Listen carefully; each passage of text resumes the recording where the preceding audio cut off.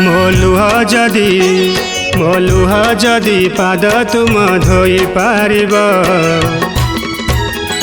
ତେବେ କନ୍ଦାଅ ହେ ଚକା ନୟନ, ତେବେ କନ୍ଦାଅ ହେ ଚକା ନୟନ। ମୋ ଦେହ ଯଦି ସେବା ତୁମ କରିପାରିବ, ରଥ କାଠ କର ଜଗମୋହନ, ରଥ କାଠ କର ଜଗମୋହନ।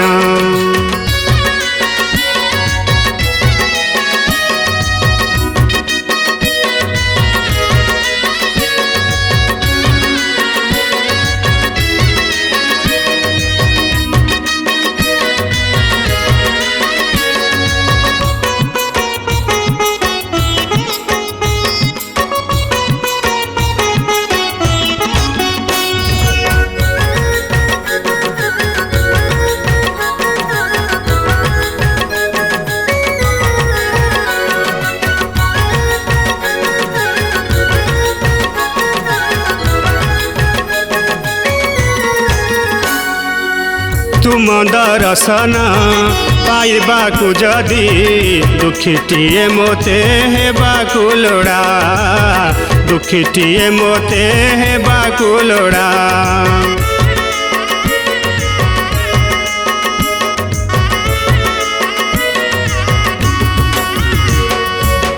दुखी धन है दुखीटिए कर, मानस न मान मोर लोड़ा, मानस न मान मोर लोड़ा। तुम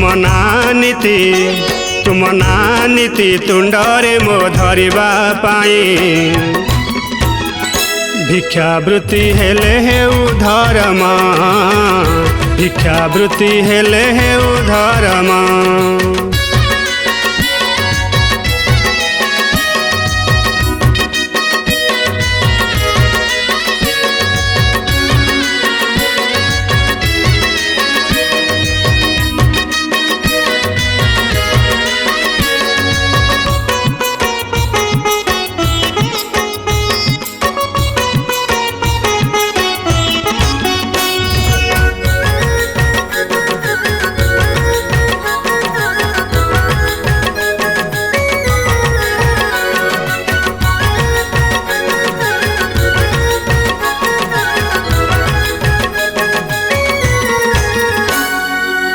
तब पदरेणु परस पाइकी, अभिशाप जेबे नेबाकु हुए, अभिशाप जेबे नेबाकु हुए।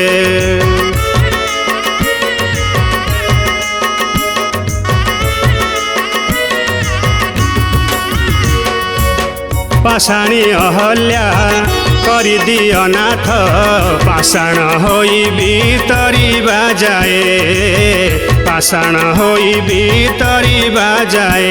दुख